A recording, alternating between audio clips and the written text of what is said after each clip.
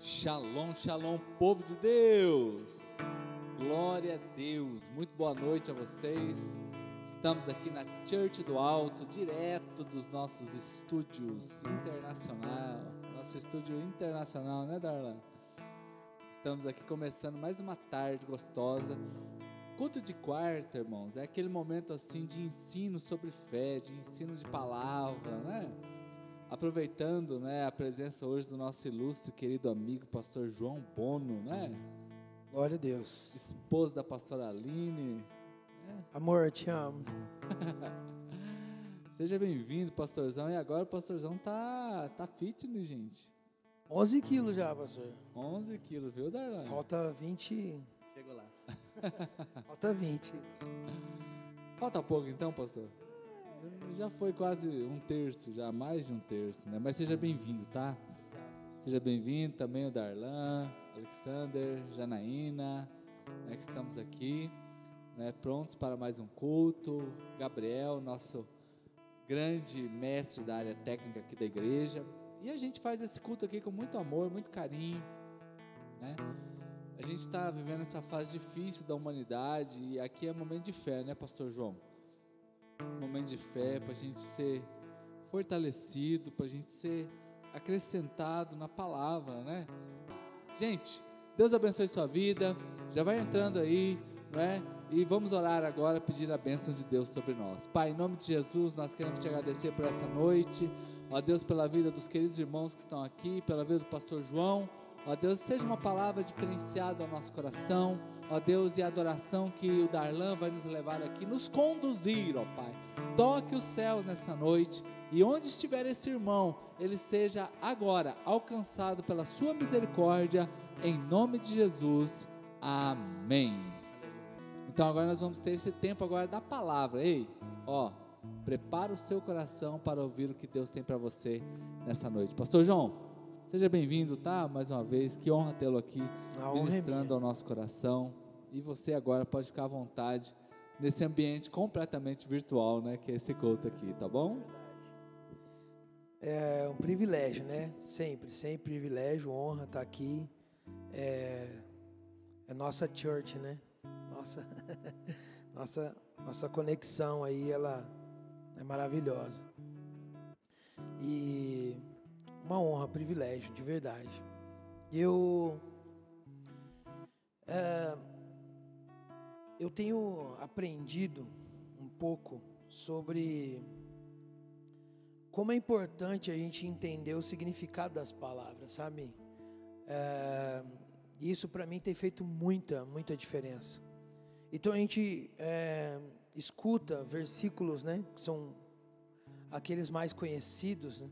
E eu queria citar um para dar ênfase no que eu estou querendo dizer, é que quando a gente ouve, né, o que está lá em João 8,32, que e conhecereis a verdade, e a verdade vos libertará, né? E entender o significado da palavra, e entender, claro, o seu contexto é o mais importante ainda.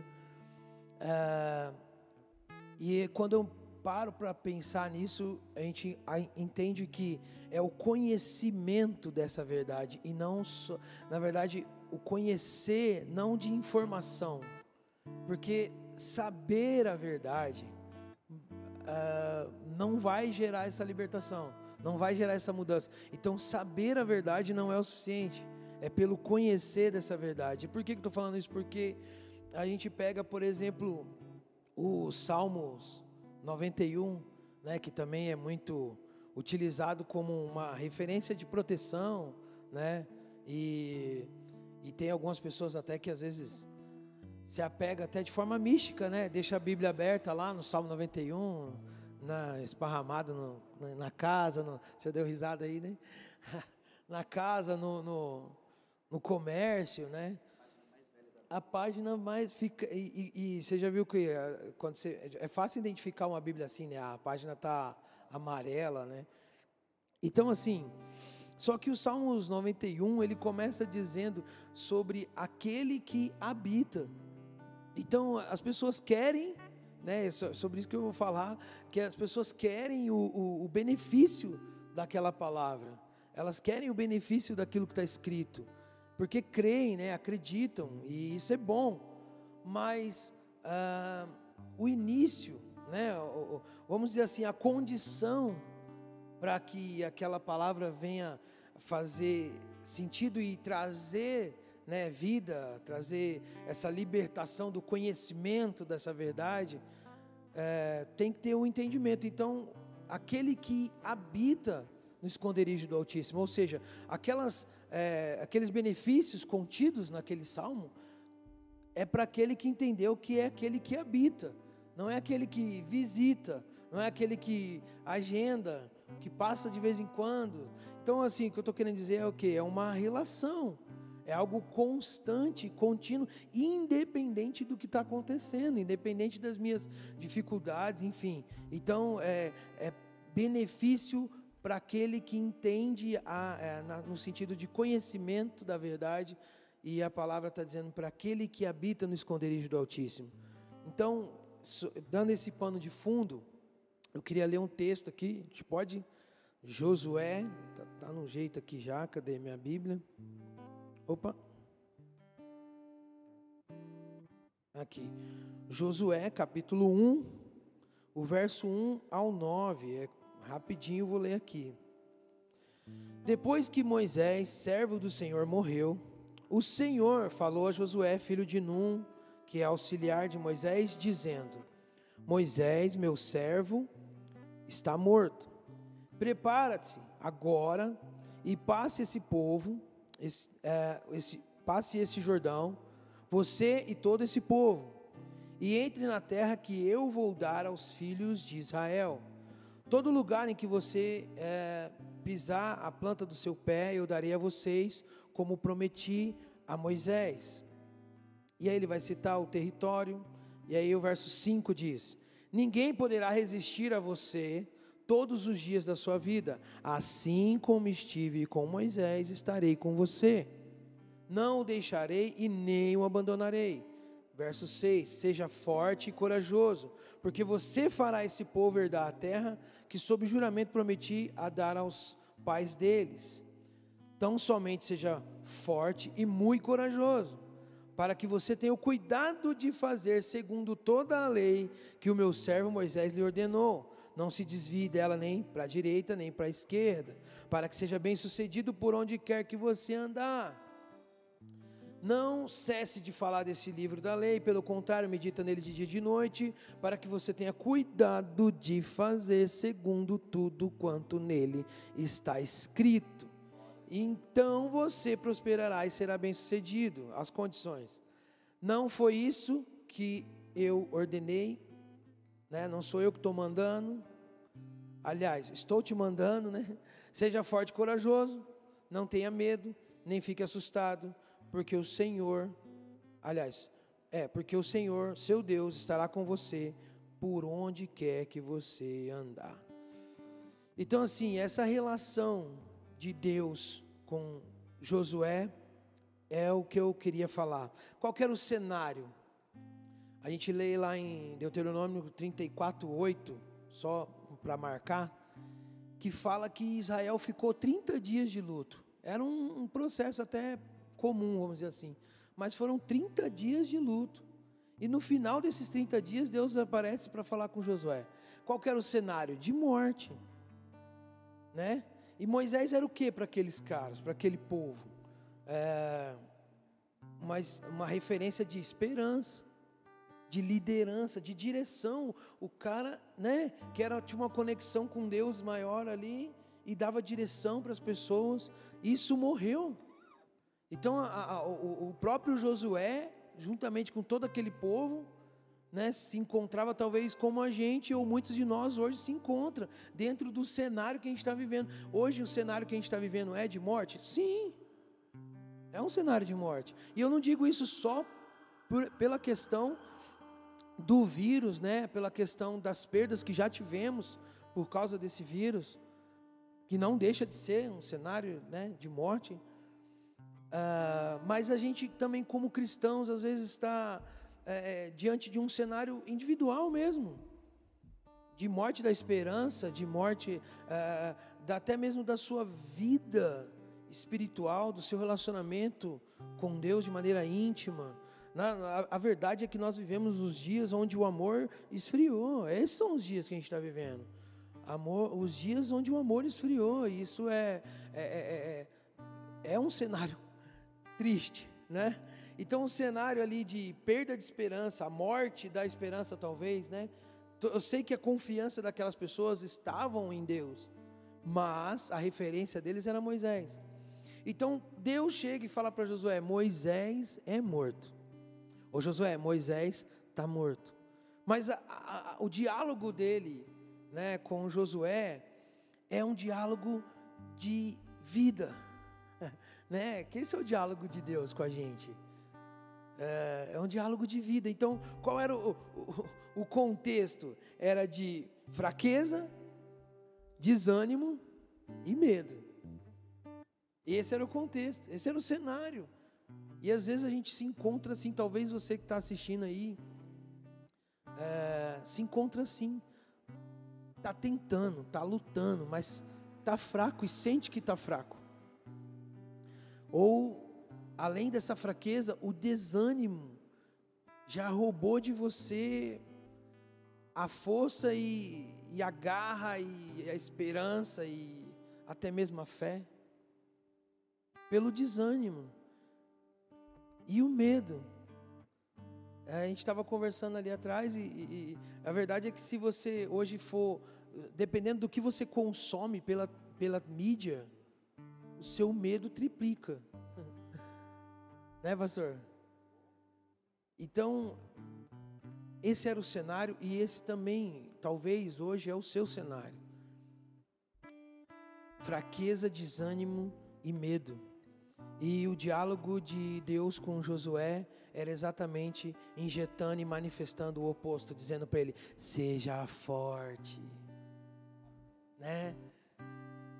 E corajoso.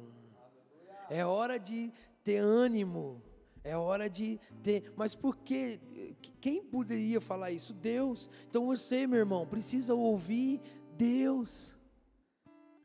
Você precisa estar com Ele, e o contexto do que eu quero dizer é exatamente em cima da relação, né? A começar por aquilo que a gente falou no começo, de conhecer a verdade, e essa verdade vos libertará. Nós vivemos dias onde você não pode só saber de Deus, você tem que conhecê-lo, é relação, é intimidade, e o que Deus vai fazer com Josué é de injetar esse ânimo nele, de adicionar e exigir até dele essa coragem, esse ânimo.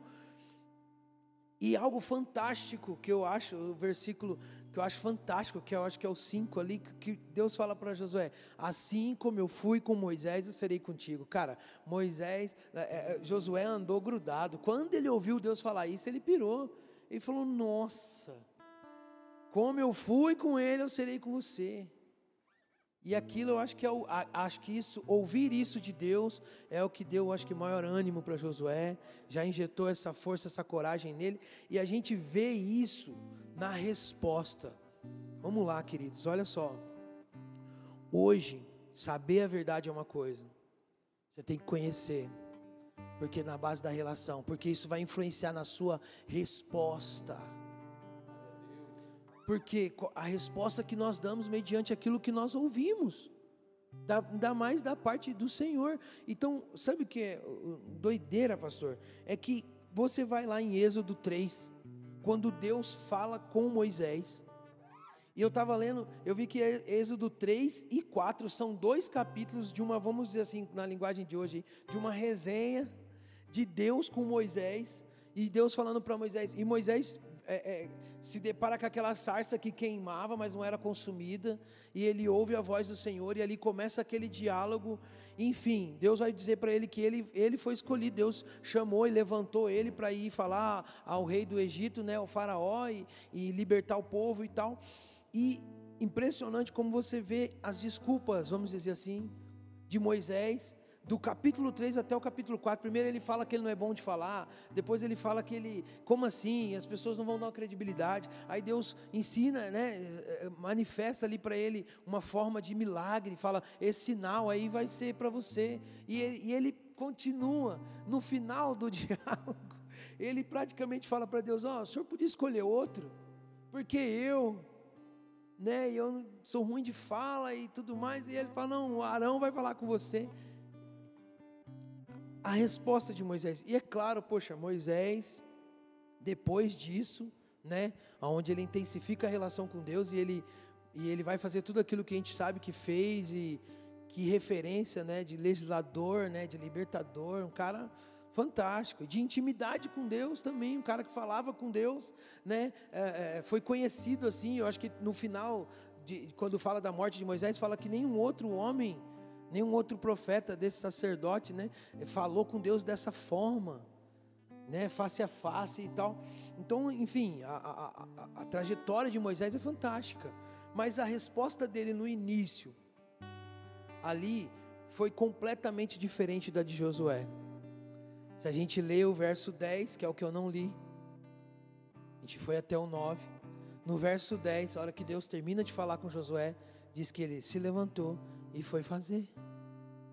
Não teve resenha, não teve aquela... Mas por quê? Porque agora, o que Josué conhecia de Deus, já era diferente do que Moisés conhecia no começo. Está entendendo a diferença ou não?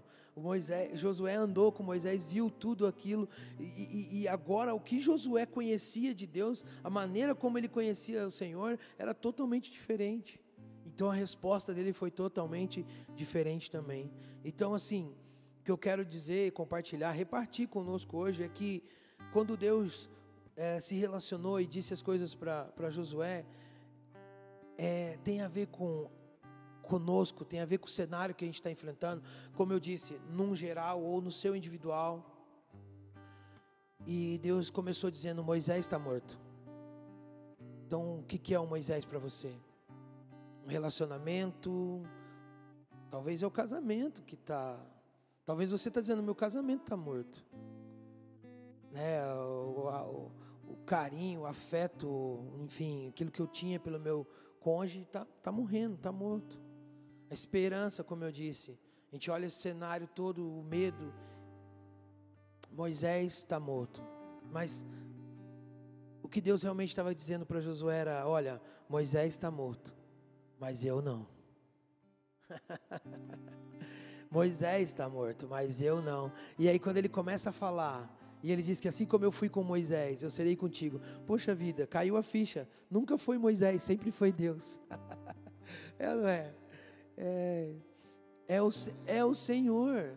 Então, irmão, não sei o que está morto na sua vida, qual é o cenário de morte que você passou, às vezes até mesmo a perda de alguém, mas Deus está dizendo para nós essa noite: eu não estou morto, e eu vou continuar. Então, algo que eu queria só destacar aqui, já para finalizar,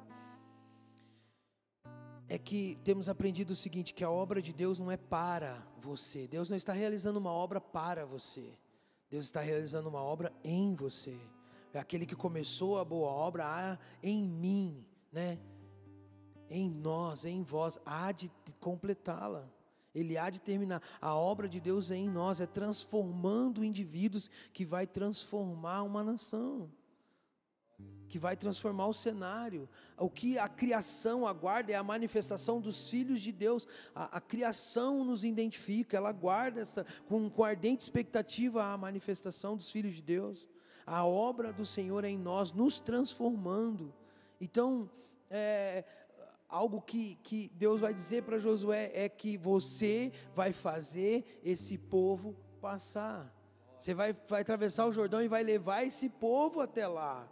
Então há uma responsabilidade também nossa, e quando a gente entende isso, nosso levantar também é o levantar de muitos. Aleluia. Ou não é verdade, gente? Vocês concordam? Fala um amém aí, alguém que está... O nosso levantar é o levantar de muitos. Moisés morreu, não sei qual era o seu Moisés que morreu, mas o Senhor está dizendo: ele está vivo.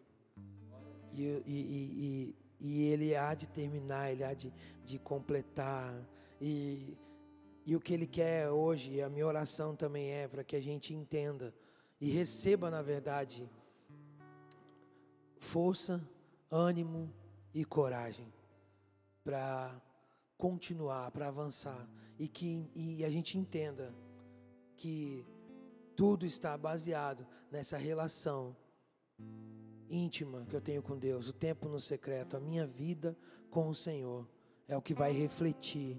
Josué levantou e obedeceu, diferente de Moisés, que não conhecia o Senhor ainda da mesma proporção. Então, o quanto você conhece o Senhor, não adianta, olha, não adianta você ficar lendo a palavra se você não conhecê-la. Não adianta, o benefício é para o conhecimento.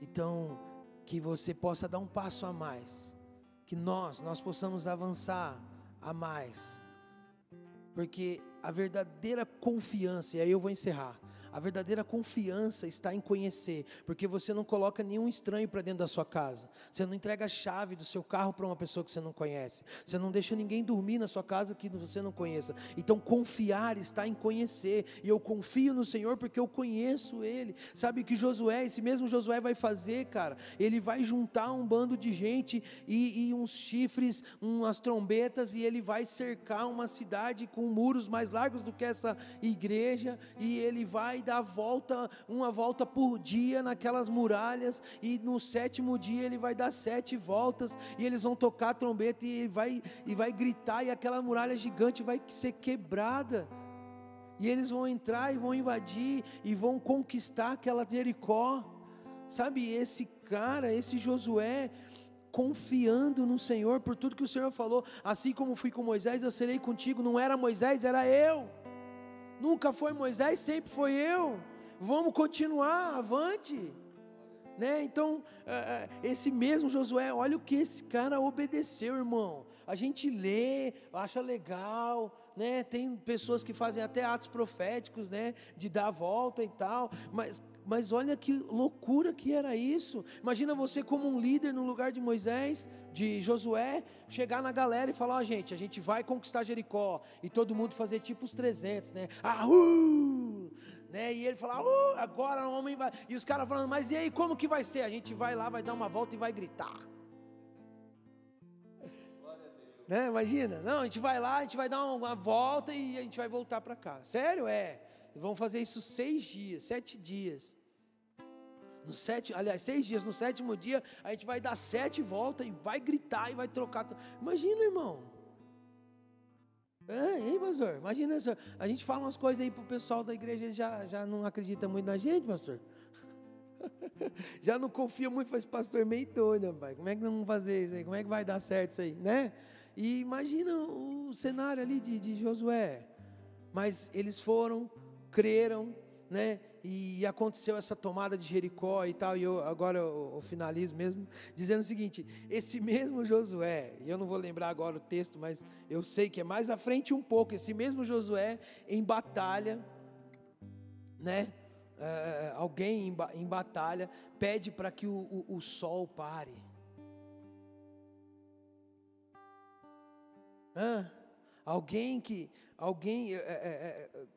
O contexto, na verdade, o que eu queria dizer é que alguém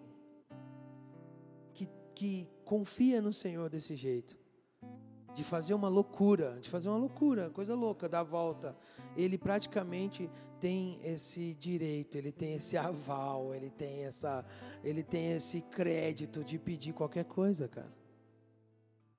Faz sentido ou não? Né? Pelo nível de confiança, de relação. Era isso que eu queria compartilhar.